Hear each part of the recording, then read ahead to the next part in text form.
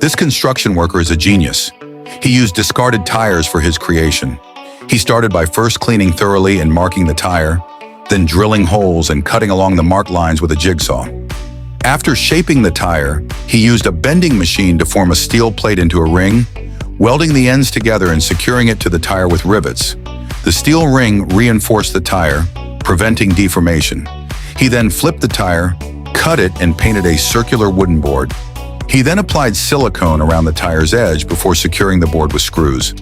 After welding a bottom bracket with steel plates and pipes, he drilled holes for assembly and added bent steel pipes for support. He inserted bolts, tightened nuts, welded support angles, and spray painted the structure for a beautiful appearance.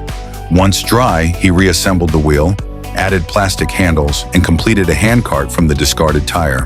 What would you rate it from 1 to 10?